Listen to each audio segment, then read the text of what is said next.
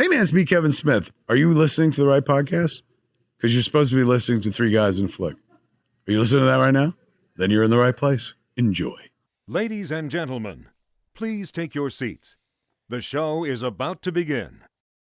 The goal for you, I'll recite in verse. Return the jewel and lift the curse. If you wish to leave the game, you must save Jumanji and call out its name.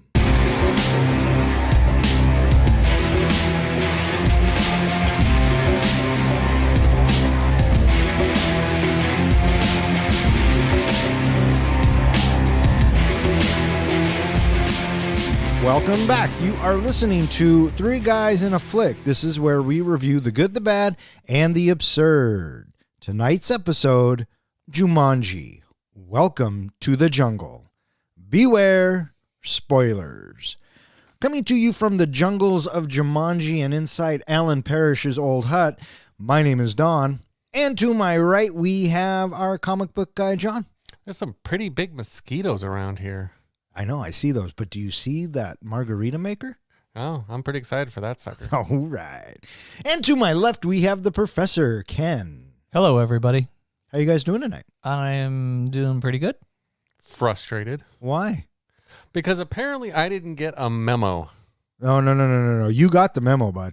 Well, apparently I didn't read the memo. Okay, well then, who do we blame for that, my good sir? Because what the listener should know is while you guys prepared for and watched Jumanji, Welcome to the Jungle, I watched and prepared the notes for Jumanji 1995 original version. I don't know what to tell you. How was that? It was nice going back in time and watching the old movie. I loved me some Robin Williams. Oh, how could you not, right? It kind of changed. I mean, it was revolutionary for its time. Yeah. With the CG and everything. And Yep. I really enjoy the original. I do. I will say that the fact that they were just really starting with CGI, it doesn't hold up as well these days when you watch it. It looks pretty cheesy. Yeah, I've seen it in the recent years, and I even watched it again when this came out in 2017. And you're right. I mean, it's more of a nostalgia factor at this point. So, Jumanji comes to us from the Bronco helmet, which was selected by the Professor. Do we know who put Jumanji in the helmet? Yeah, I do. Who was it? It was Jeff. And why did Jeff put Jumanji, Welcome to the Jungle, into the helmet? Jeff and I, we were talking about how, enjoyable this movie is. He's like, how come you guys haven't reviewed that yet? Oh, and another point, he's my brother. I want to thank Jeff for throwing this into the Bronco helmet. We appreciate it. This is for you. We hope you enjoy it. Thanks, Jeff. Yeah. Thanks, Jeff. Released on December 20th, 2017, Jumanji, Welcome to the Jungle was directed by Jake Kasdan.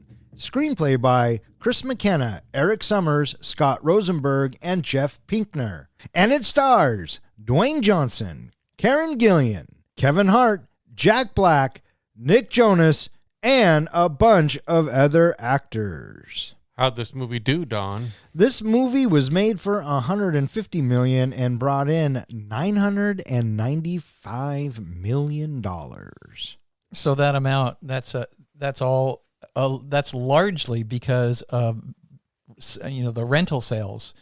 That first year, it only made $172 million, and that's respectable. It was number 17 on the box office for that year, and it did quite well. It was 12 weeks in the top 10. Interestingly enough, you know what other movie was released at the same time? As Jumanji in 2017. Same weekend, and it spent 11 weeks in the top 10. I'm going to say it was a Marvel movie. Yes or no? No. Oh, fuck me. I don't know. The Greatest Showman. Oh. Nobody asked me. He asked both of us. You just got to jump in there, guy. You're not going to get an invitation. So the 17th ranking at 172 million. The Greatest Showman was at 55 with 49 million. Wow. Well, it's safe to say that I would easily watch this over The Greatest Showman any day of the week, and twice on Sundays. So the author of this movie, The author of the book, the original children's book, he wrote another story that was made into a movie, a popular children's movie. Willy Wonka. Misery. Polar Express. Oh, cool. So I thought that was kind of cool that that author did both these movies. Yeah, that's fucking fantastic. Yeah. I like that. I seem to recall a little bit of backstory about that. I remember that the author was disgruntled about how Jumanji was treated on screen, and he was steadfast in how the Polar Express was going to be expressed on screen, that he had a lot more direct involvement in say in how his story was to be interpreted. Yeah, Hollywood, man. Did you guys see this in the theater? I don't know. I'm betting I did. I don't remember exactly, but 2017, I definitely would have gone and seen a rock movie in the theater. Oh, really? absolutely. Oh, 100%. Yeah, I loved about everything he was in. There's only a few exceptions. I still love everything he's in. You can put The Rock in a fucking box and I'll watch it. I didn't care for Walk Tall. I think that was one of the few ones I didn't care about. Yeah, well, that doesn't surprise me. It's not great. It's not great. But yeah, I saw this in the theater and I loved it. I am probably going to take some shit for this, but I think it's better than the original. I'm with you on that. And it's no disrespect to the original. I mean, obviously we couldn't have what we have without it, maybe, but the characters are in this are just so much more lovable, and it's funny. In the original, Robin Williams is kind of carrying everybody, and in this one, everyone holds their own. Yeah, and we'll get into that in a sec. But that's what I was thinking. Well, let's just cover the elephant in the game real quickly. Some people have debated, and I don't think there's any debate really to it, is that this is a sequel to the original and not a remake of the original. The examples that are given in the movie is that one, in the beginning of the movie, the board game is washed up on a beach, just like in the first movie, they throw the board game into the water and it washes up on a French beach. This time it's taken like 40 years and now it's washed back in America on the beach. So that is partly part of the sequel. The second part is when they get into the Jumanji game and get into the jungle and get to that tree house, or that little treehouse area, Alan Parrish's name is actually carved into one of the banisters, so it's obvious that he was there. The third thing, and I thought this was kind of interesting, is did you catch the Martha reference? No. In the original Jumanji movie, when we get to meet Judy and Peter's parents, his mother is named Martha. In this movie, one of the young ladies in the movie is named Martha. So, coincidence that they both are named Martha? Yes. Okay. I thought all the way through that it wasn't a sequel, but that's just how I felt. I can see why it would be considered a sequel, and I guess technically it could be. I mean, you're right. The board game is the same, and typically in sequels we look for characters to carry through, but in this particular series, the board game is what is the through line. I would call the next one with The Rock and Awkwafina the next level. That is definitely a sequel. I would definitely call that a sequel to this one. A reimagining? I think it's more in line with the sequel. Well, the biggest reason why it is actually a sequel is because of the writers and the directors. They have said in interviews that they did not want to take away from Robin Williams's basically what he did with the first movie. So they couldn't imagine doing a remake of, overlapping what he did. Instead, they wanted this to be a sequel so that it could be part of his legacy. Oh, sure. I can appreciate that point because this trio, you have Jake and Chris and Eric, the two writers and the director, they do several works together, and they seem to be a merry little trio because they also did the Spider-Man movies, Homecoming, Far From Home, No Way Home, and they also did Ant-Man and the Wasp, and they also did the Lego Batman. So I feel like that this little trio, they definitely have a history together where they are thoughtful in what they try to put out. Oh, sure. And this movie I thought was very smartly written. And the dialogue is very witty, and it's the banter between the characters. I mean, it all just worked. It all just kind of fell into place. And it's just a lot of fun. Yeah. So let's talk about this cast. First and foremost, let's talk about Jack Black. What do you guys think of Jack Black? I love Jack Black. He's awesome in this. He's awesome in almost everything he does. I don't have too many other contexts for him. First place I always go is School of Rock. And then after School of Rock, then I go to King Kong. And then after King Kong, then I go to Tropic Thunder. Sure. And that's about where it ends. Have you ever seen Be Kind Rewind? Uh-uh. That's a great movie. It's on Max, him and Mos Def. It's a fun little comedy. If you want to get to the real Jack Black, or kind of who he is and who he wants to be, watch The Pick of Destiny. The Tenacious D. The Tenacious D movie, because first and foremost, I think his heart lies in music, rock and roll, and his band Tenacious D. The wife has spent a lot of time with Tenacious D. She has a big soft spot for that. Has she seen him live? No. I actually got to go to a convention one time that they brought in Tenacious D to play, and Jack Black, whether he's on the screen or he is doing his Tenacious D He's just band, being him. he is so much fun and so lovable. Yeah. Karen Gillian, Nebula herself. What'd you think? That's the only other place I know her for, really. The wife loves her for Doctor Who. I'll say, you break my heart if you don't mention Doctor Who. I don't do Who. He doesn't do the Who. And so, yeah, the only other place I really have her for is, Marvel. She is probably, for Doctor Who's fans, she is up there in the top 3 best companions. Kevin Hart. I like Kevin Hart in a lot of things, but there's only so much Kevin Hart I can take. Because he's one of those actors who's been a little bit typecast and plays the same character every single time. And it's a lot like his own stand-up comedy. So, yeah, I do find him funny, but after a while, I think he gets a little grating. What do you think? Oh, I love him. I'll watch Kevin Hart in almost anything. I think his stand-ups are hilarious, and his mannerisms and his comedic timing is key. And when he's paired with The Rock, I think that's just like a dynamic duo. Mm-hmm. Ken, you got a preference on him? The only way I know Kevin Hart outside of Jumanji is through interviews on late night shows. I haven't seen any other Kevin Hart movie besides Jumanji's. Well, you are missing out, sir. Well, let me ask you If this. you want a good laugh, check out a Kevin Hart movie. I was going to ask you on that topic, do you have a favorite Kevin Hart movie? Probably this, I would think. I'd have to think about it for a second. I liked him in Central Intelligence. I liked him in Get Hard with Will Ferrell.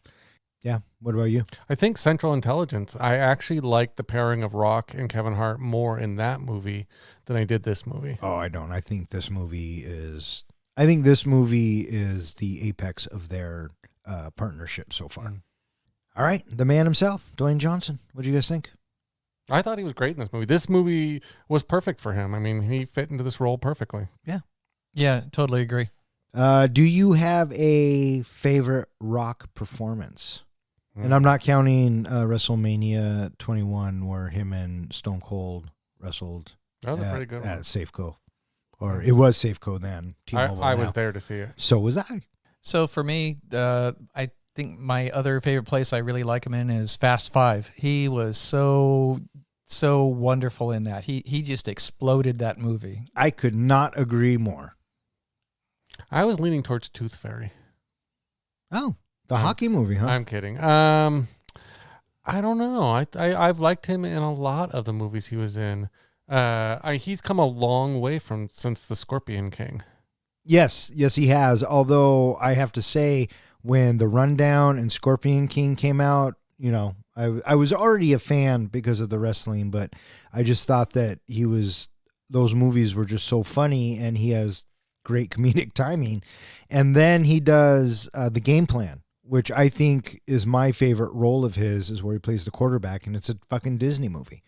Outside of that, Hobbs, you can't go wrong with Hobbs. Yeah. Hobbs and Shaw. Absolutely. I'm glad you brought up The Rundown. That is one of my favorite Rock movies. And, the most recent thing I've seen him in was Black Adam, and that was the first time I was like, maybe not so much. Little crestfallen. Yeah, he was more fun in The Jungle Cruise, the Disney adaptation or remake, whatever. I liked Black Adam. That swashbuckling adventure type guy, I think he does really good at.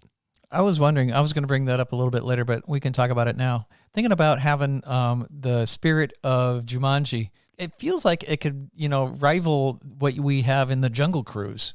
Insofar in the spirit of the swashbuckling adventureness of the movie. Oh, sure. I mean, they're interchangeable. Yeah. There's a predicament. It's in the jungle. Now, how our characters get there is different, obviously, but, action is action. And it's perilous, but not that perilous. Right. And although Emily Blunt is in Jungle Cruise, and I do like Emily Blunt, I would pick Jumanji over that one any day of the week as a jungle adventure movie to watch. Yeah, it's stronger. Raiders of the Lost Ark or Jumanji? Oh, come on. So for me, watching The Rock, I remember watching him in The Mummy Returns and thinking, man, I wonder where this guy's going to go. Because, here he is breaking into, it's only a couple minutes in the movie, but, where is this guy going to go? Because, he looks fucking badass. And then, right after that, he does the rundown. And then he was really fun in Be Cool.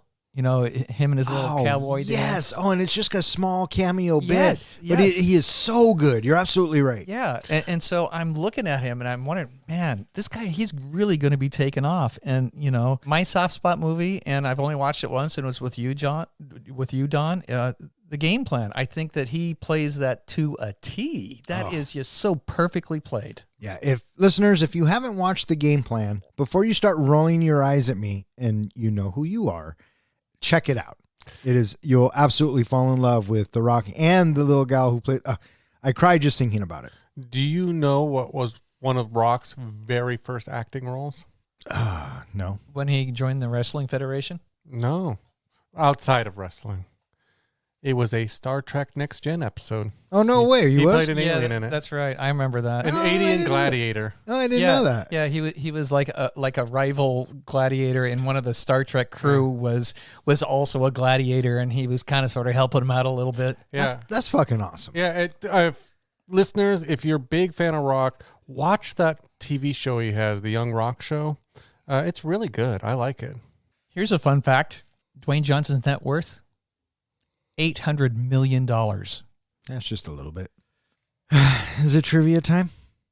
Why, yes, Don. I believe it is finally time for trivia. In our continuing pursuit to crown the master of movie trivia, I've prepared a series of questions related to the movie that we are reviewing this episode. Please wait until I finish each question before answering, Don. What band is on the tank top that Alex is wearing in the beginning of the movie? Metallica. Correct, sir. What is Bethany obsessed with? Instagram. You have a guess? Instagram? It's her phone. Man. What is Fridge's football number? 74? 0. 94. 94. Fuck. Only one of their avatars can read the map. Who is it? It's Osborne. Dr. Shelley. Oberman. The curvy map reader. What mode of transportation do they take from the transportation shed? Helicopter? Correct. Fuck. On their way out of the bazaar, Seaplane leads the others through a series of tunnels. They must all stay off of what color brick so that they're not killed by the blades? White. Very good. Did it give you a Last Crusade feel? Yeah. A little bit. What is the name of the high school that the characters attend? Brantford High School. Correct. What is the name, first and last, of the character played by Ray's Darby who guides the players in the game? I just know him as Nigel. Nigel Hawthorne. It's Nigel Billingsley. Wow. Who's Nigel Hawthorne? That sounds very familiar to me. I don't know. Oh, okay.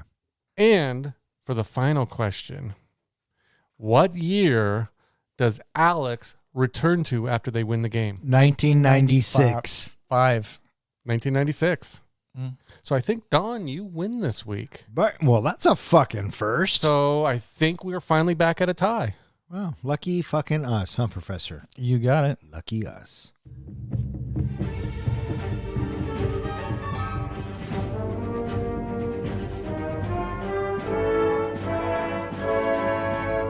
In 1996, Brantford, New Hampshire teenager Alex Vreek receives Jumanji, which was previously disposed of by Alan Parrish and Sarah Whittle in 1969 from his father, who found it on the coast. Alex finds it's transformed into a video game cartridge later that night. Opting to play, he is suddenly sucked into the game, thus disappearing from the real world as time continues to pass. 21 years later, 4 Brantford High School students, awkward Spencer Gilpin, athletic Anthony Fridge Johnson, ditzy Bethany Walker, and cynical Martha Kaply, are given detention for various reasons.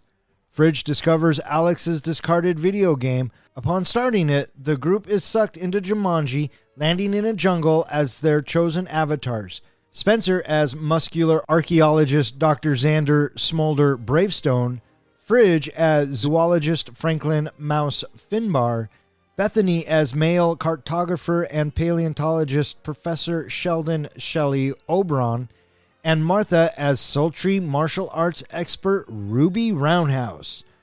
3 marks on their arms denote their lives in the game, making them afraid that if they lose all 3, they will actually die. The group's goal is to end a curse on Jumanji, brought about by a corrupt archaeologist, Professor Van Pelt, after he stole a magical jewel called the Jaguar's Eye, and gain control of the jungle's animals. They must return the jewel to the shrine and call out Jumanji to lift the curse and leave the game. So this movie starts out familiar to the original. We get the drum beats. Well, we also get the 1995 ended with a beach scene. This one starts with a beach scene. And some dude finds it on the beach, and he takes it home to his kid, and we find out that, you know what the game that kid's playing? Did it look familiar to you? Mm-mm. Twisted Metal. Oh. That's what Twisted Metal on the PS1 looked like. I loved his, basically Alex's reaction when he got the board game is, who plays board games? I know. The kids that day. You know, well, in 1996, probably a lot of people still. Yeah. But I understand what he's saying. And then magically, it turns into a video game cartridge. So Alex gets the cartridge, decides to play it, and he gets sucked into the game. So we cut to Spencer, and he is gaming and also writing a paper for school. Mom comes busting in, and we can tell right off the bat that this character is really uptight because, you know, his mom is just screaming about being careful of everything, right? And then after she leaves, we see him squirt, and this is before COVID, right? We see him squirt some Purell into his hands, and then what does he do? He pats his neck. Oh, it's also his cologne. Right. And we instantly know who Spencer is. Nerd. Yeah. And we've seen the archetype 1,000 times. We cut to Fridge starting his day. Yeah, with his mom basically, saying, is he getting his grades up? Is he doing his homework? Things like that. He's being tutored by Spencer. He's got to stay on the football team, that whole trope. Yeah. And then we're introduced to Bethany, and she is just, quote, waking up in the morning. With her big selfie stick. Yeah. Yeah. Instagram fiend, Mm-hmm. right? And then Martha, we find out that Martha is very shy and, Awkward. Awkward. That's a good word. So we have our 4 high school archetypes. Mm-hmm. And did you get a little bit of Breakfast Club vibe throughout this whole thing? It wasn't until later when they started connecting with each other that it started to move in that direction. For me, it's when they're going around and getting detention. And it reminded me a little bit of summer school. And then when they all have to go in and talk to the principal, I think that for me felt a little Breakfast Clubby. Jack Black actually said when he first read the script, he was reminded of Breakfast Club. And that was one of the things that drew him to this movie. Yeah. So we also get to see a scene where Spencer and Fridge, they're meeting in front of the Freak House. And I was noticing how CGI'd the Freak House looked, because it was just like this flat, dark gray / black, 100% just flat color of nothing. There was no lighter colors to it at all. Yeah. Yeah.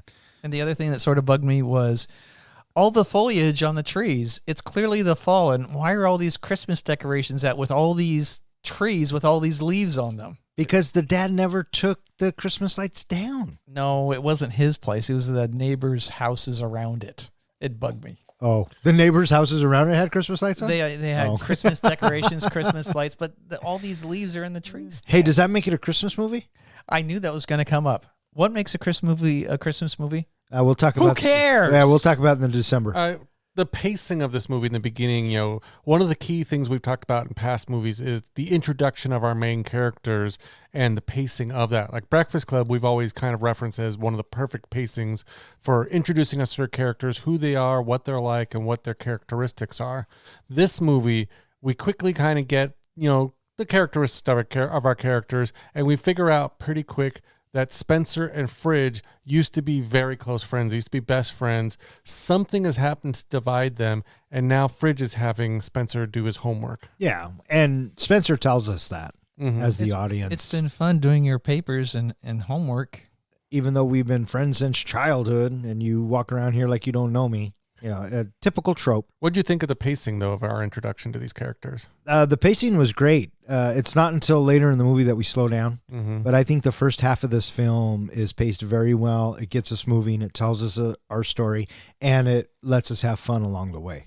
So right after Fridge hops into the car and they don't offer Spencer a ride, even though they're all going to the same place. What the fuck? Oh, you had to see it coming, though. Yeah. Come on. And then we have the dad come out from the house, and then he says, "This world swallows up kids like you." Do you know who that actor was? Tim Matheson. Do you know what he's from?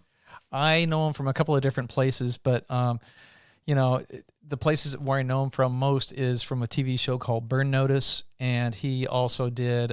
He was in Animal House. That's where I go to automatically. That's Otter. Yeah. No, it's not Otter. Well, it's no, it is Otter.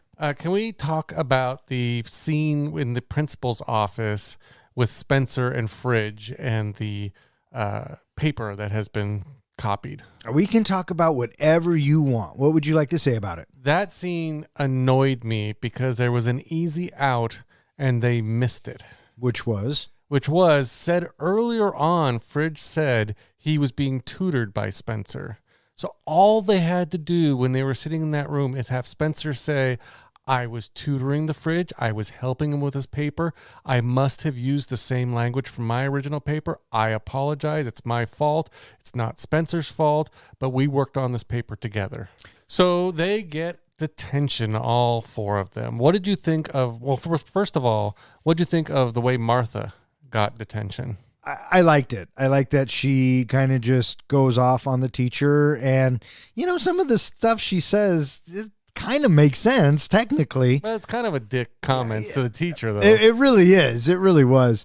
My favorite one though is Bethany when she's on the phone and the teacher's like, "Hello." It's 2 more minutes. But I finished.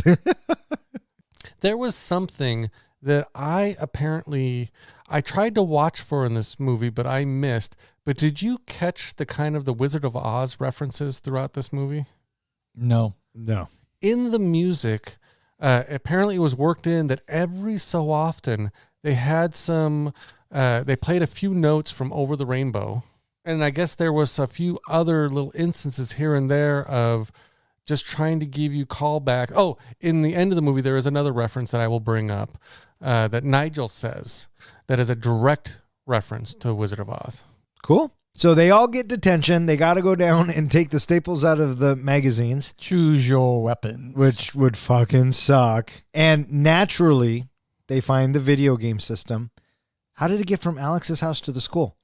I'm guessing that when the father finally gave up on getting his son back, he just gave it all away to the school. That's exactly how I took it as well. And so, whilst in detention, Fridge finds the video game and they plug it in, and he looks to Spencer, to hook it up.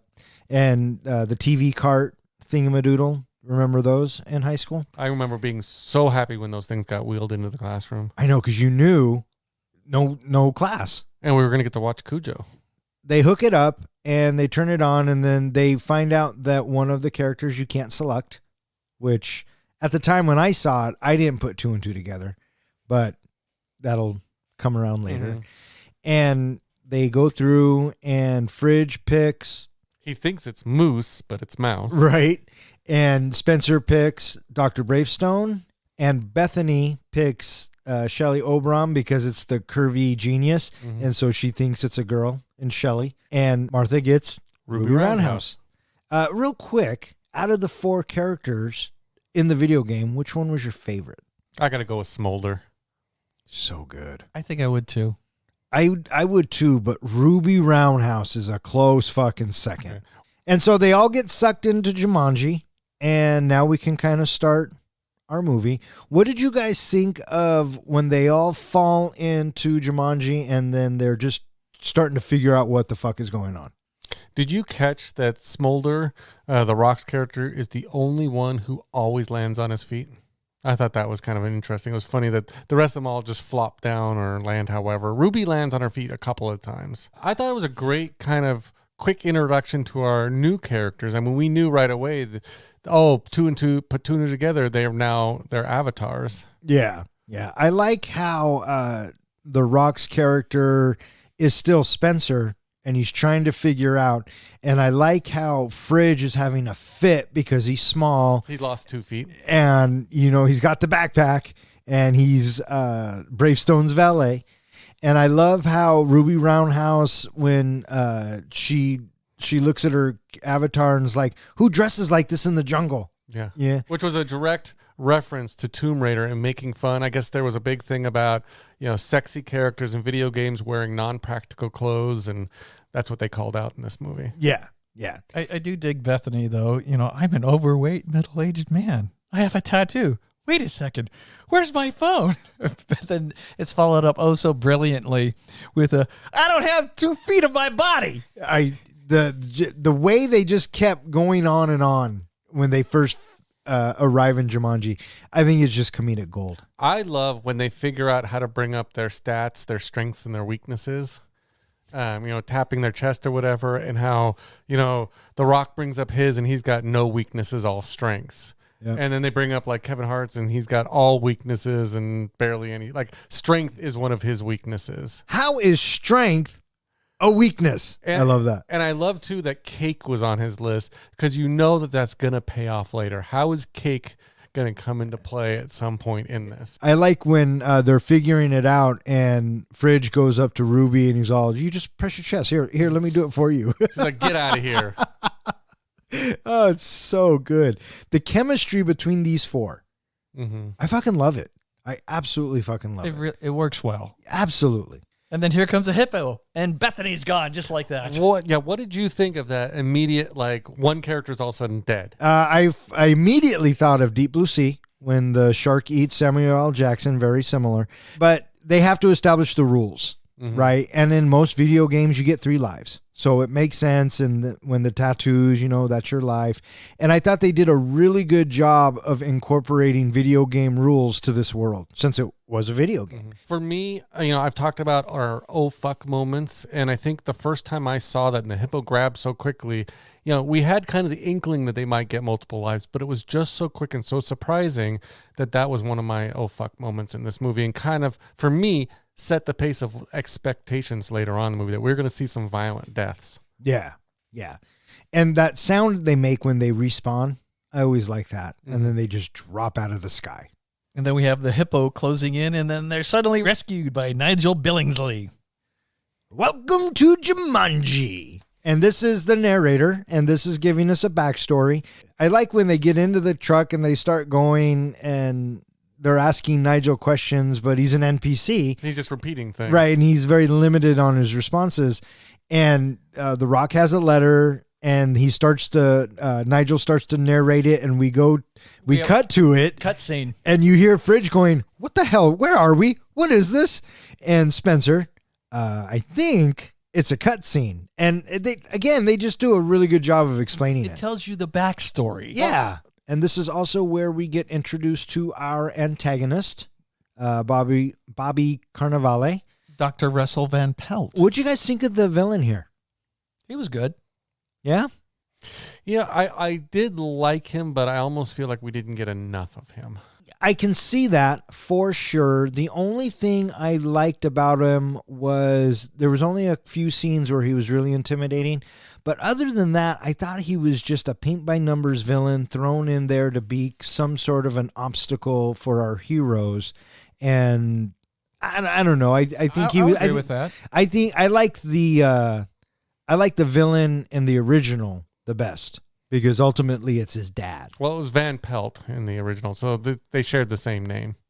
So we get up to speed with this is what they're supposed to be doing in Jumanji. You got to go find this jewel, the Jaguar jewel. Well, Nigel gives it to him, and then Nigel leaves them, and they're supposed to look at the map, but the map is blank, and so the only one that can read the map is Jack Black's character. Because we learned they all have their strengths, they all have their weakness, and cartology. Cartology? I don't know. Whatever. Cartography. I like cartology. He's an expert with maps. And he can actually see what's on the map. So then we're given the idea of, they're all going to have to use their strengths throughout this movie. Right. They are all going to have to work together and figure it out. And Spencer immediately figures it out that it's a game. There's levels. You got to beat the boss on every level, and you got to just keep progressing. Ooh, baby, I love your way every day. Yeah. Ooh, baby, Coping with their avatars, their character weaknesses, Van Pelt's men, and their own group dynamics as they begin their journey, they encounter Alex playing the fifth avatar, pilot Jefferson Seaplay McDonough, who takes them to a treehouse that Alan Parrish built during his tenure in Jumanji. Alex thinks he has only been stuck in the game for a couple of months. Everyone, including Alex, is shocked to learn that he's been in there for 20 years.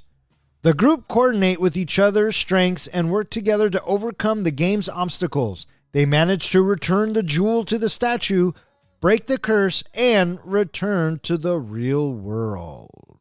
So during their navigation to get to the bazaar area, we see them, obviously you were saying, Don, that they have some interaction between each other, some group dynamic issues. What did you think of Spencer and Fridge's interactions? I thought it was okay. I'm assuming you're talking about when they're walking up the cliff. And, things like that. And Fridge is pissed, right? I mean, because he doesn't want to be here. He's blaming Spencer for all of this, but in reality, it's Fridge's own fault. Mm-hmm. Had he just done his own homework, none of this would have been a fucking problem. But he doesn't see it like that. In the meanwhile, Spencer's like, fuck you, dude. You never wanted to hang out with me. And the only reason why you do hang out with me is because I do your homework. And now that I have this body, I feel like I can tell you that, even though he tries not to. Well, I thought it was kind of a dick maneuver when Fridge pushed him off the cliff. Oh, a huge dick maneuver. But I do love when Spencer starts to kind of find his balls a little bit, stands up to Fridge, and Fridge comes up and hits him or slaps him. And what does Spencer do? Punches him into a wall. Yeah, he just uses that strength. Yeah. Did you get any kind of tingle every time he did the smolder? Oh, who didn't? And I liked when Bethany gets the tingle too, as Jack Black. Yeah, she goes, do it again. Yeah. What did you think of the smolder? I was indifferent. Oh, okay. We have the roar of the motorcycles showing up, and now things are perilous, and we are propelled forward, and they're fleeing through the jungle. I like that they're trying to get away, and everybody's running past Fridge because he's slow, and Bravestone's like, "I'll carry you," and Fridge is like, "I'll die."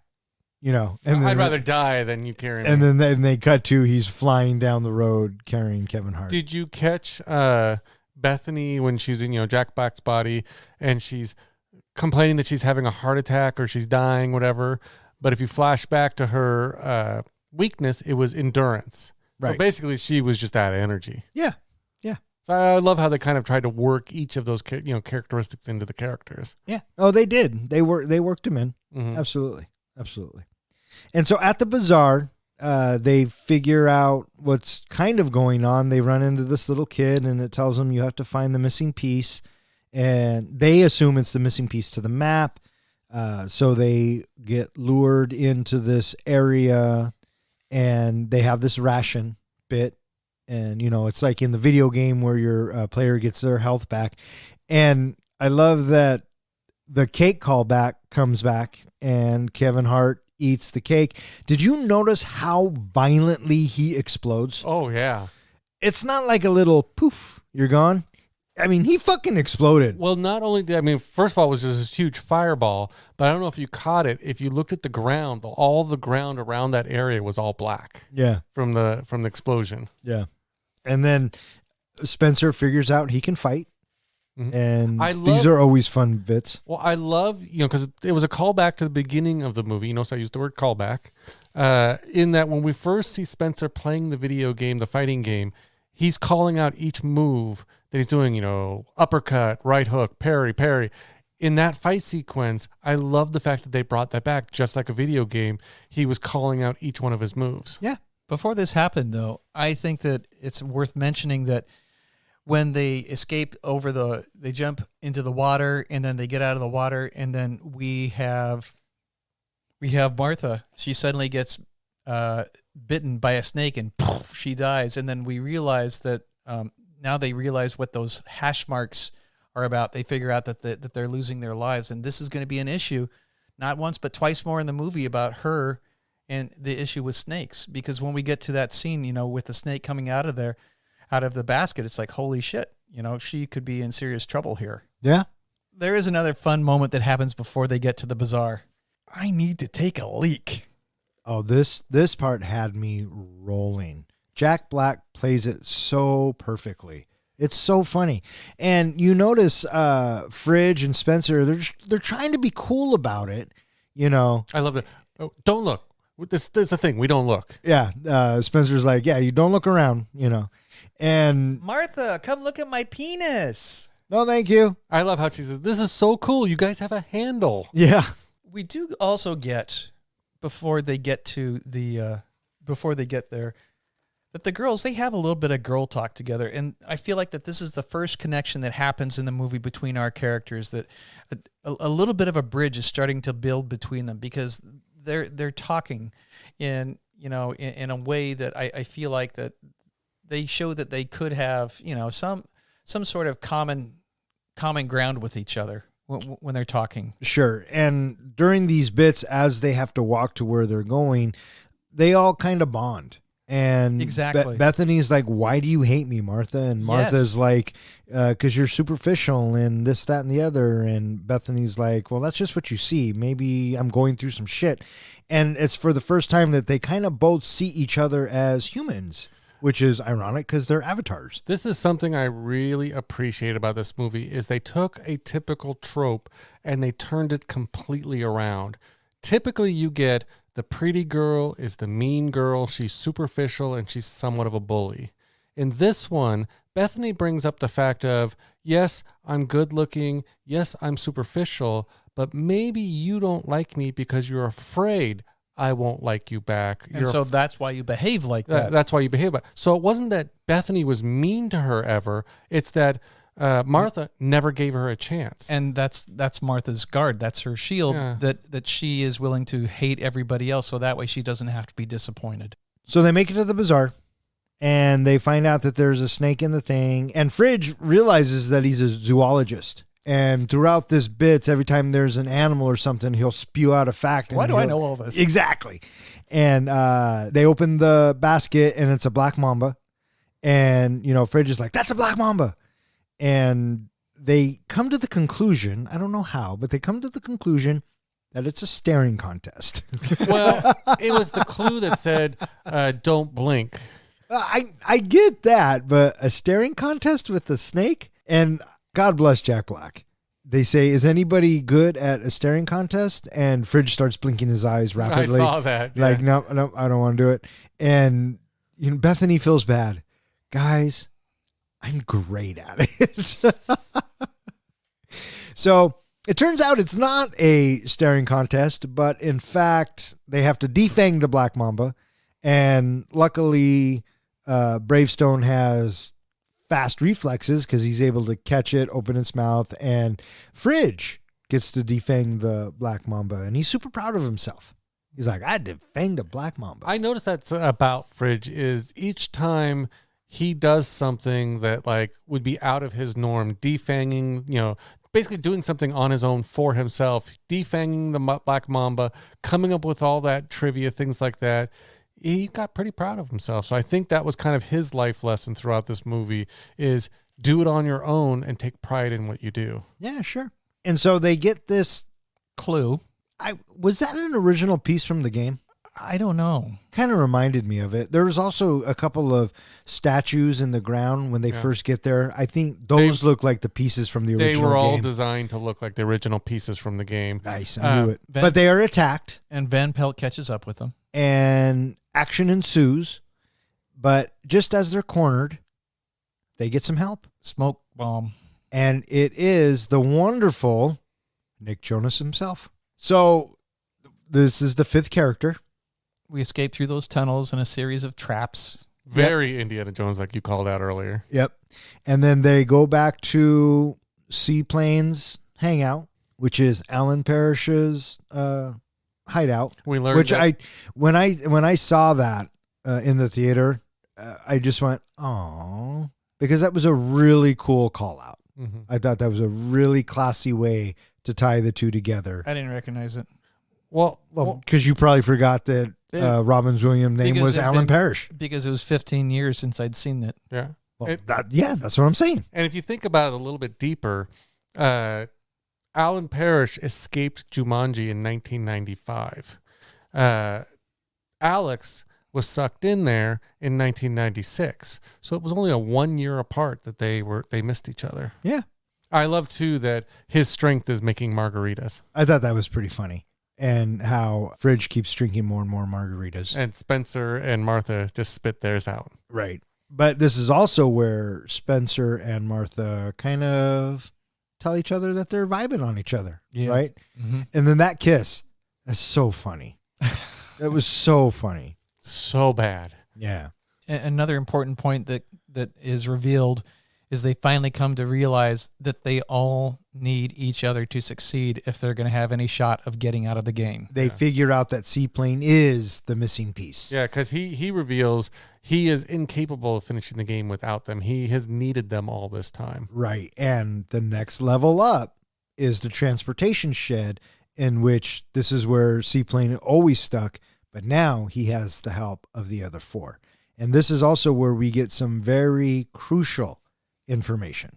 We find out that Seaplane has been stuck in Jumanji for 20 years and not just a couple of months.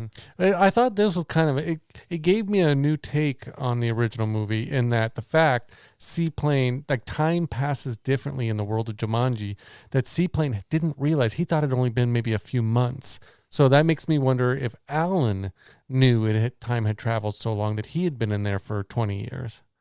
Yeah, I'd have to go back and watch it. Yeah. Well, he wouldn't necessarily know that, because if he comes out of the game the way everybody else comes out of the game, you are put back where you were left. Yeah. Right? You know where the game took you. He wouldn't necessarily know if it had been 2 weeks, 10 months, 2 years. That's a good point. So the gang comes up with a plan that we need a distraction. And Bethany needs to teach Martha how to flirt. And I dug that whole thing. Oh, this thing made me laugh. And the fact that Jack Black He sells pulled it off. I mean, he sells it. Oh, yeah. And even Karen Gillan, when she's trying to do, The hair flip, the lips. or the clicking of the tongue, whatever that was. The tongue to the roof of the mouth. Oh, my, like this is so funny. And the walk. And the way Karen would flip her hair and the eyes is just so awkward, but it's so funny. Mm-hmm. And so she walks down there to do the distraction, and this is one of her skills coming into play. Well, one thing I wanted to bring up was in an interview, Dwayne Johnson was asked if he could play any other role in this movie, what would he have wanted to play? And immediately he said Jack Black's character. He would have loved to try to do what Jack Black did in this movie. And I think that would have been an interesting take. I almost kind of wish they would have done that in the sequel. And then so the dance fighting. What do you think of the song they chose? Ooh, baby, I love your way every day. Yeah, yeah. Ooh, baby, I love your way every day. I hate that fucking song. I hate that fucking song with a passion. It gets was stuck in your head. lame. I know. It was lame. I know. But it was a fun fight choreography scene. And during this, Seaplane's freaking out because he's only got one life left, and he's He thinks of himself as not a good pilot, and he's just a lot of self-doubt. And so the other three are like, come on, dude, you got to do this. You got to do this. And they land up stealing the helicopter. What'd you guys think of this whole helicopter bit? I was down with it. Yeah. You're talking about stealing it or flying it? All of it. I thought it was good. I thought it was a good action sequence. Yeah. Yeah. And kind of typical, something's wrong with the helicopter. The Rock's got to fix it. But my favorite part is when Mouse drops the gem. I thought that was a brilliant the plan that Spencer came up with to get the gem back. Oh yeah, it was great. But they're kind of taking off. They're thinking they think they are in the clear, and Mouse is like, guys. Well, he basically goes, oops. And they're like, what do you mean, oops? And Bravestone comes up with this great idea, and he throws Mouse out of the helicopter as a distraction. They go back and they get the jewel, and as Moose is respawning, they flip the helicopter and 90 degrees. and the Rock catches he him. falls through the doorway, and he's caught. Right. I love the seed right after this where they're all congratulating and celebrating that they got past that level, and they got the gem and everything. And here is Mouse, basically Fridge, talking about, none of you've ever been stampeded by rhinos. You've never seen their undercarriages. I've seen things. Yeah. He's all kinds of pissed off.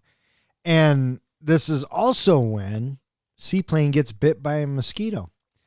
Now, in this movie, there's a couple of bits that I think are done very tenderly and have a lot of heart. And I think this is the beginning of it. This is the beginning kinship between Bethany and Seaplane. They see that he got bit by a mosquito. We know that mosquitoes is his weakness, and we know that this is his last life. But Bethany has 2 lives, and so she saves Seaplane's life. What did you guys think of this whole bit? I thought it was tender, and she didn't know that's what was going to happen, that she was going to surrender one of her lives. She just naturally went in to help him. But I do appreciate that halfway through that sequence, I forget who was that noticed that her tattoo was starting to disappear on her arm, and they brought that up to her. You're giving him one of your lives, and she goes, "No worries, no problem. I'm willing to do that." Yeah. And that said a lot about Bethany's character. I think it was at that time that I started to think, oh, they're setting up for maybe she's going to go back into the past or something, that her and Alex are going to end up together. Did you think that at any time?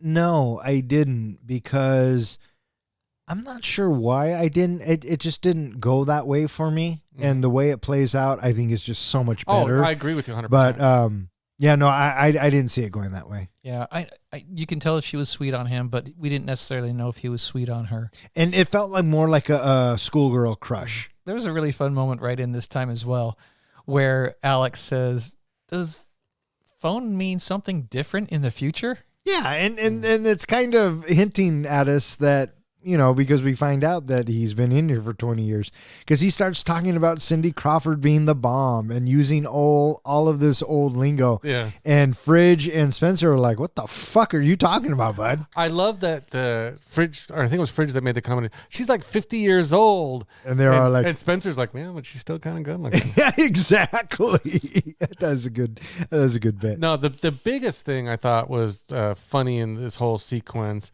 was, they kind of sprinkled in some adult humor here and there right after Bethany saves Alex's life. And, they all stand up and they all walk away. He gets the 2 guys notice something sticking out of Bethany's pants.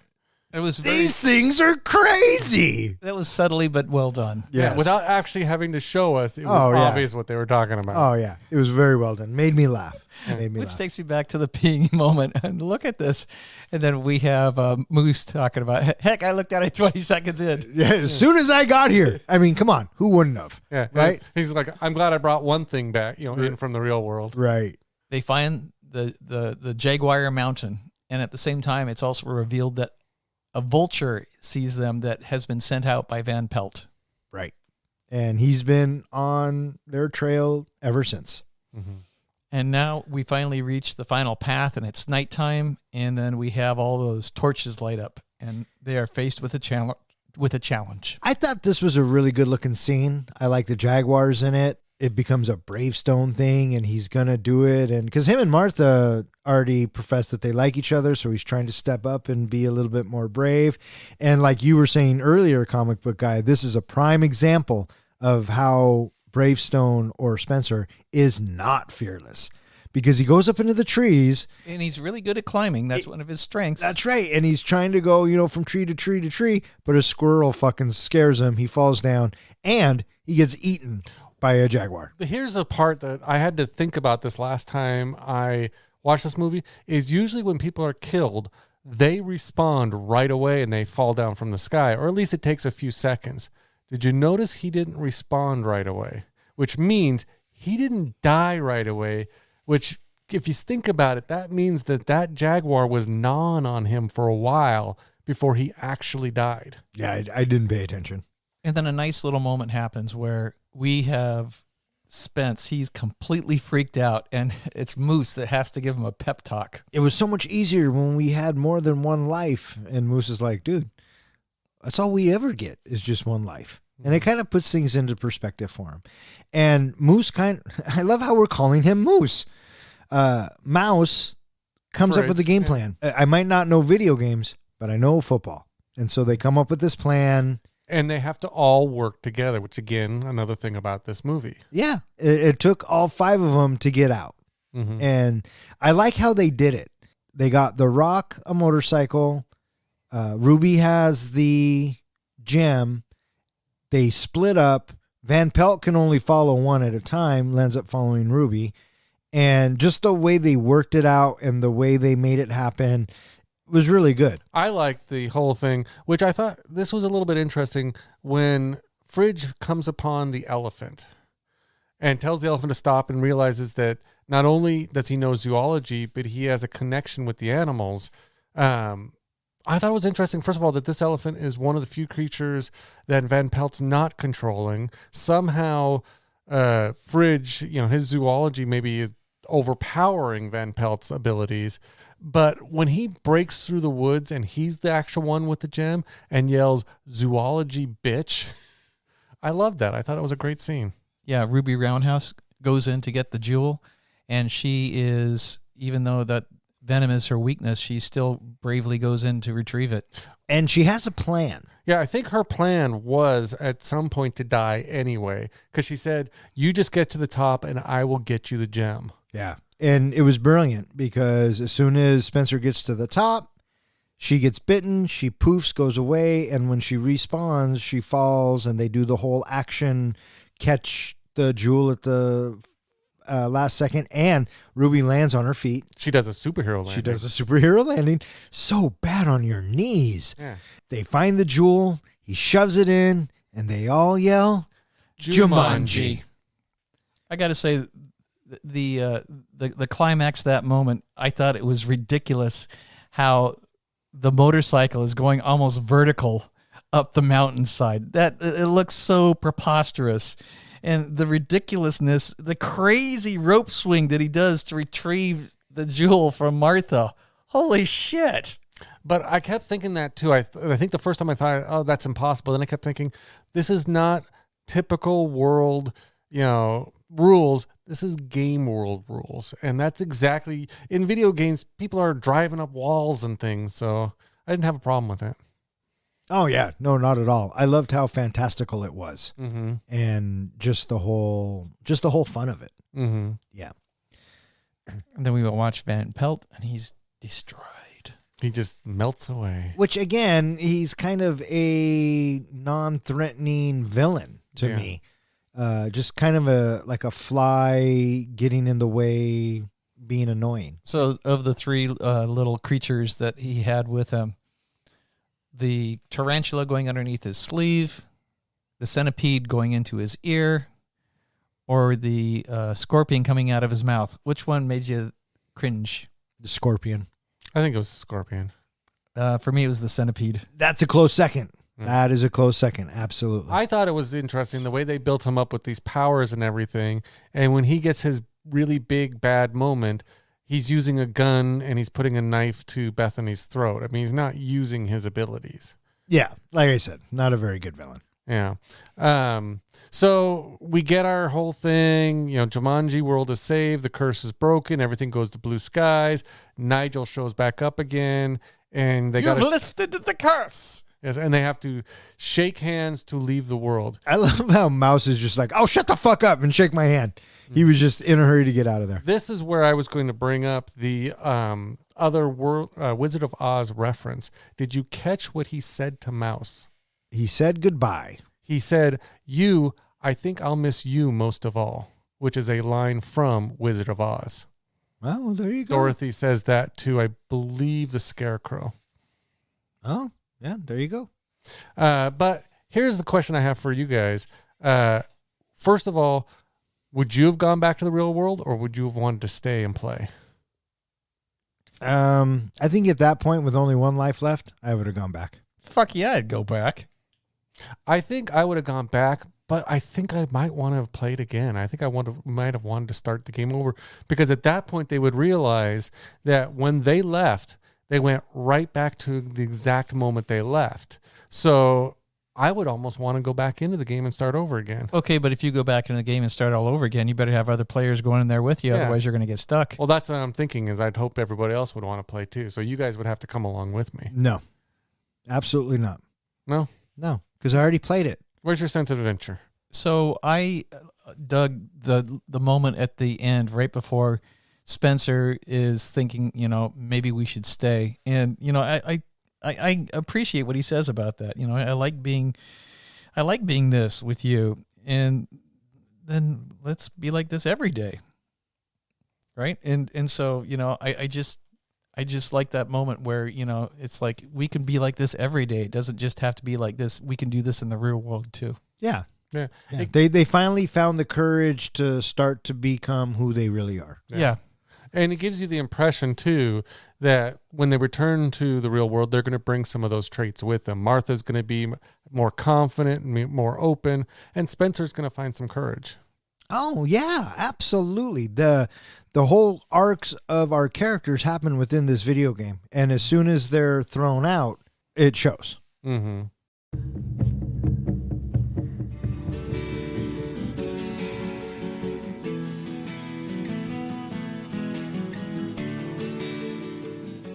Back in the present, the group finds the Varick home restored and lively from its previous haunted state. They meet Alex, now an adult, who explains that he miraculously returned to his own time in 1996, allowing him to live his life. He remained in Brantford and now leads a married life. His daughter is named after Bethany to honor her after she saved him by sacrificing one of her own lives in the game. The four students form an unlikely friendship after their experiences in the game, having bonded and become better people. Together, they destroy the game to prevent it from endangering anyone else. Roll credits. So they get out of Jumanji. And First thing they notice is Alex isn't with them. Right. Yeah. And that they're back in school. Whatever. Well, first they go walking and they find the house completely restored. Right. Before they get to school. Well, where did they pop out of? Well, he's talking about they're back in the AV room or whatever it was. Right.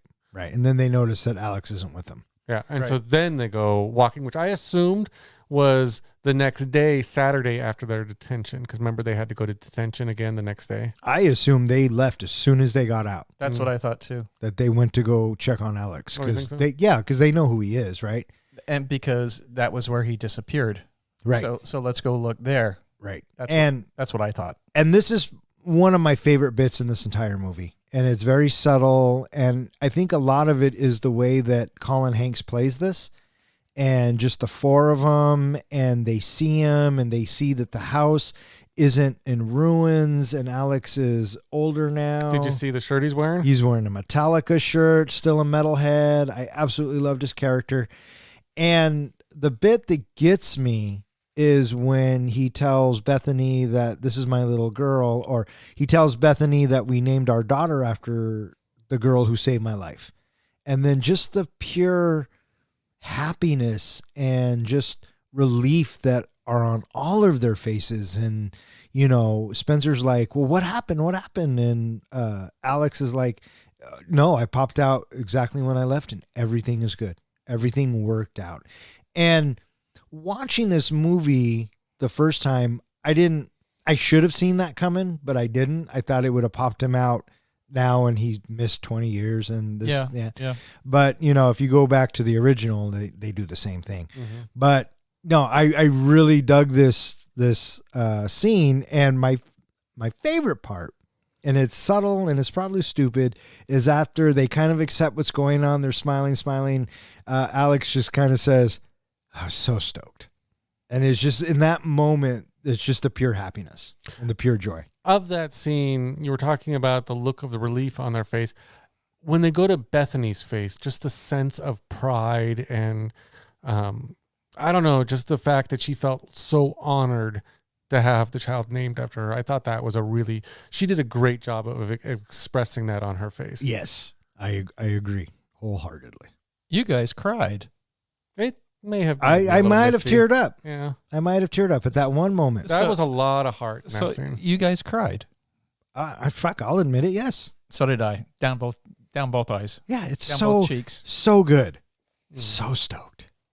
And so now we're back at school and it's the next day. Now I'm assuming it's the next day because it's the next morning. And, you know, Bethany's talking to her friend about wanting to backpack and being adventurous. I loved and that whole thing of now she's dropped that whole superficial thing and she wants to be, you know, she loved the jungle. She wants to go out and be in the woods. Yeah. And the look on her friend's face. Horrified.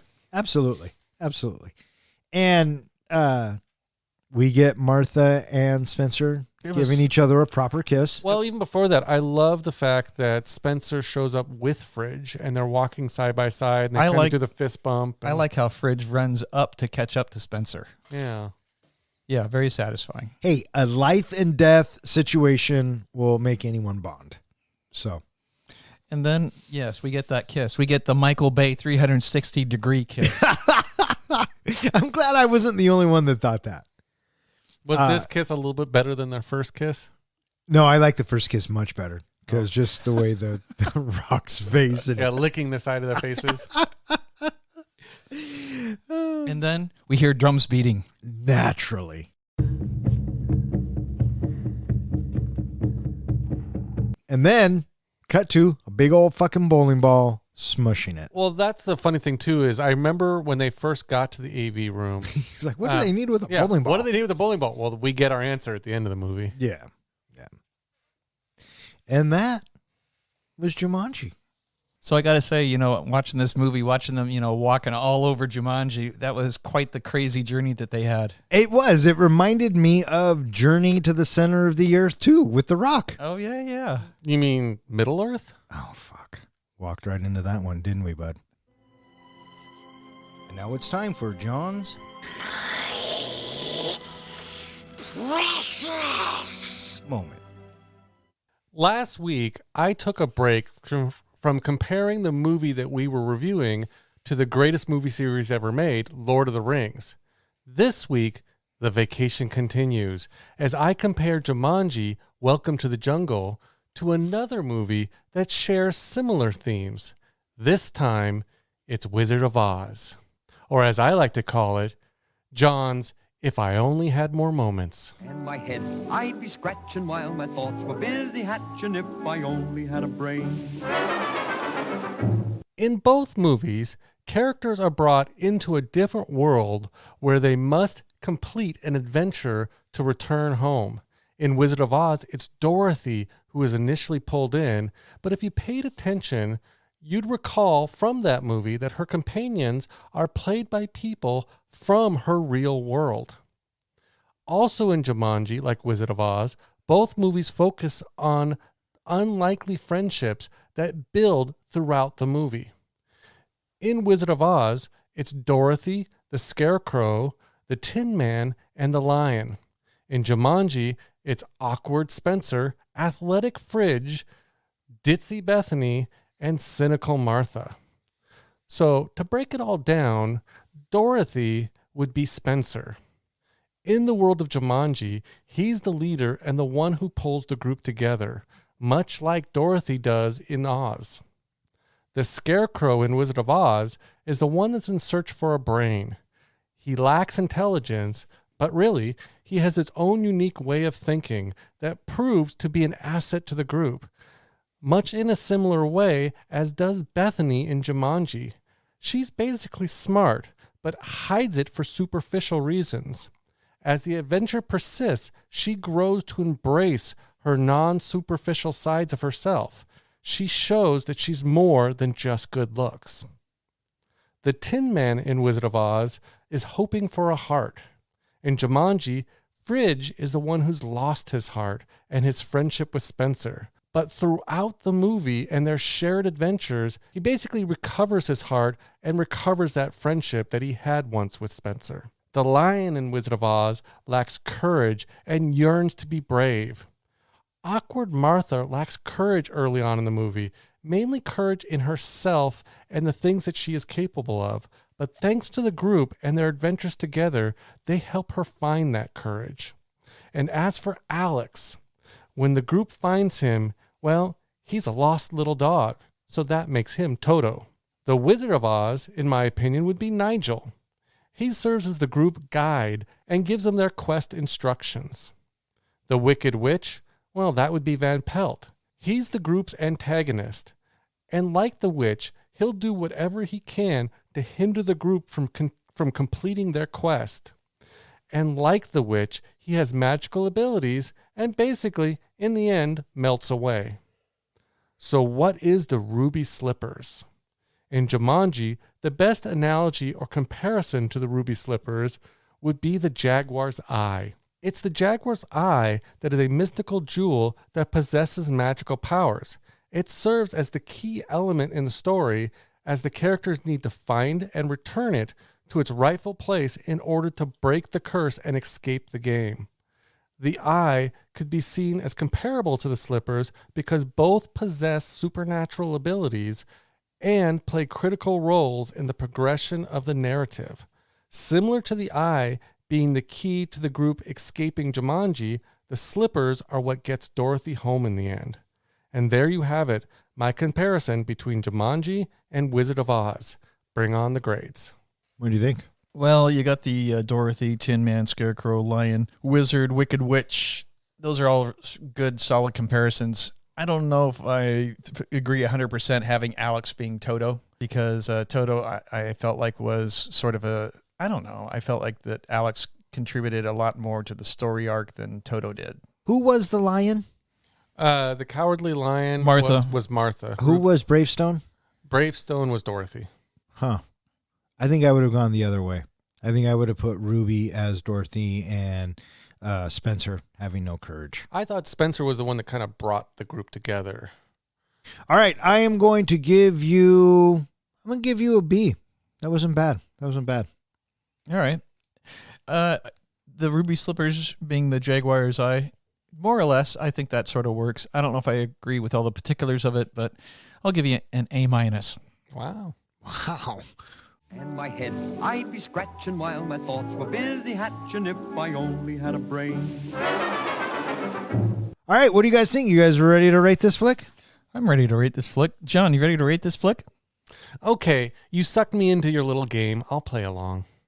Yeah, That's pretty good. That's good. I like that. Professor, how do we do our ratings? We do our ratings on a scale of 1 to 5 fucks. 5 fucks is a movie that we think is cinematic gold. A 1 fuck movie is a movie where you see it one time and you're like, I'm never going to watch that again. And what's a 0? A 0 fuck movie is a movie where you see it, you're done with it, and you're like, oh, for shit's sake. What the hell was that? Who made me watch this? You know what? Somebody owes me 1 hour and 36 minutes of my life back. Or in other words, we just don't give a fuck.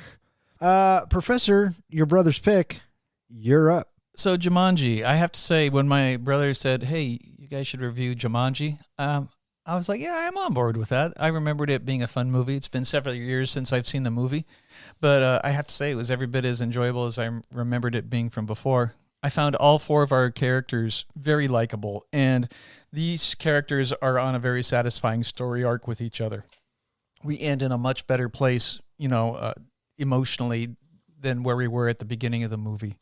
The movie's sense of adventure was so much more fun, having these lighthearted sprinkles of comedy throughout the movie. It just made it for an easy, fun watch. And I got to say that even though the movie is, 2 hours, I felt like it didn't really drag that much at all. It seemed to move along at a pretty good cadence. And I thought that the movie showcases Dwayne Johnson, Jack Black, and Kevin Hart magnificently. They are perfectly cast in these roles. I also thought that Karen Gillan, she was a really fun character as well, and it was an easy watch. It's a solid 4-fuck movie. 4 fucks from the professor. Me or you, Guy? I can go next. All right. Jumanji has a... Whoa! What about Don's rating? I know, but he's just been so on lately. I know he's going to get this one too. Don, would you like to predict what I am going to rate it this time? I do, as a matter of fact, and I think that you are going to give Jumanji 4 fucks. Final answer? No. 4 fucks. 3.5. You know what? You're going to give Jumanji 3.75 fucks. Is that your final answer? Yes. Okay. No. Yes. Yes. Okay. Jumanji had a great blend of action, adventure, and comedy, and it kept me entertained throughout the movie. The humor in particular was spot on. The chemistry among the cast, Dwayne Johnson, Jack Black, Kevin Hart, and Karen Gillan, was fantastic. They all brought their A game and great comedic timing. Jack Black in particular, I felt it often stole the show with his hilarious portrayal of a teenage girl trapped in a middle-aged man's body. The movie also had some surprising heartfelt moments. The character's personal growth and the underlying message about friendship and self-acceptance were very well executed. It added an emotional layer to the story that I really appreciated.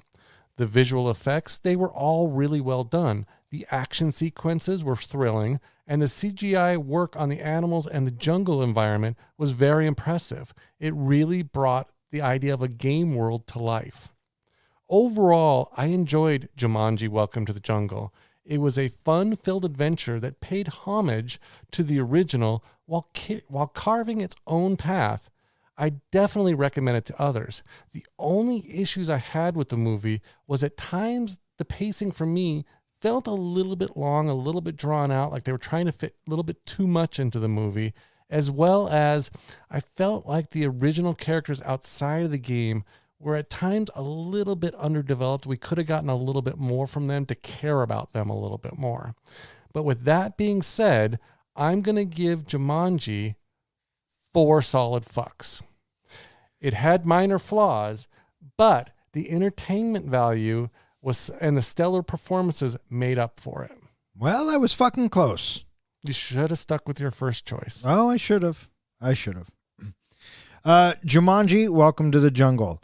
I thought that this was a really fun ride. I thought that The Rock, Kevin Hart, Jack Black, and Karen Gillan did a fantastic job. I really enjoyed this flick, and I appreciate the callbacks that they sent to the 95 version and just how they all tied it together. The script was smart. The soundtrack was good. The special effects were fun. The cast was great. I am giving Jumanji: Welcome to the Jungle 4.25 fucks. With 4 solid fucks from the professor and the comic book guy, and 4.25 fucks from yours truly, that gives Jumanji: Welcome to the Jungle an average of 4.1 fuck, which puts it in the 10th spot, tied with Big Fish, Spider-Man: No Way Home, and The Fifth Element. It is slightly better than Dodgeball, Zombieland, and Edge of Tomorrow, and slightly worse than Thor: Love and Thunder, The Breakfast Club, Top Gun: Maverick, and The Big Lebowski. Did you know that there was originally a different planned ending for this movie? No. besides the idea of them kind of destroying it, the movie was supposed to end with the game again evolving into a phone app and then showing up on everybody's phone. But I like that they left it with the game being destroyed, which led into the next movie. Right. Yeah. Because obviously we saw a sequel coming. And apparently, from the news that I'm reading, they're working on a third one. Oh, that doesn't surprise me at all. As long as they bring everybody back, it's fine. Mm-hmm. All right, that is going to wrap it up for this episode of Three Guys in a Flick. If you would like to know which movie we are going to be reviewing next, please check out the website. Speaking of which, hey, John, where can they find us? They can find us at www.threeguysinaflick.com, which is our website. You can go there. You can submit a movie that you would like us to review next. You can also find all of our podcasts and all of our show notes. You can also find us at any place that has social media or host podcasts. All right. I just want to thank Zach, Ronnie, and Jill for listening. Keep on listening. Thanks, Zach. Thanks, Ronnie. Thanks, Jill. And I want to say thanks to Jeff for throwing Jumanji into the helmet. I hope we did it justice for you. And I also want to thank anyone else who has suggested and who listens. If you keep listening, we'll keep recording. For Three Guys in a Flick, I'm Don. I'm John. And I'm Ken. Thanks for listening.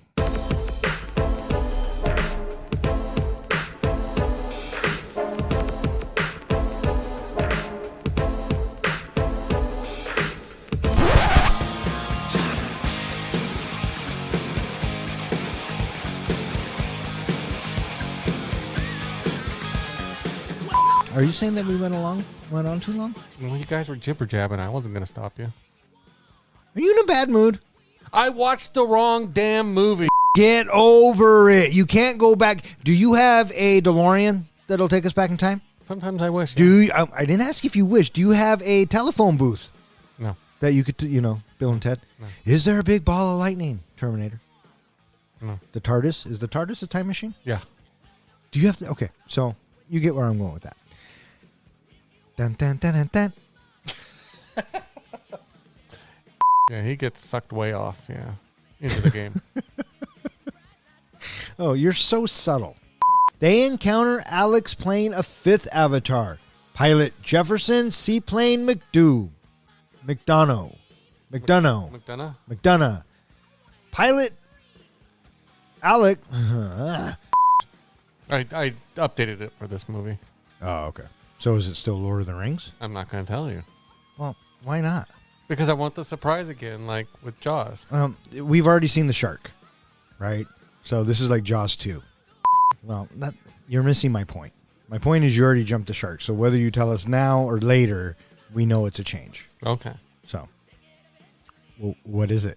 You'll find out later. I haven't thought of a good transition.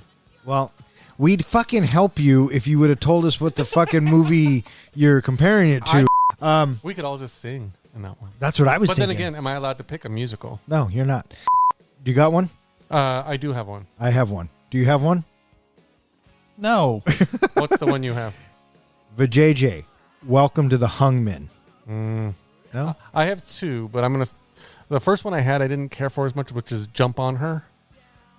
I don't mind that one. The other one is Jumanji, Welcome to Jungle Fever. Yeah, that sounds more like a bad Cinemax title. All right. May all of your days and nights be filled with happiness. All right. Fuck off. Good night.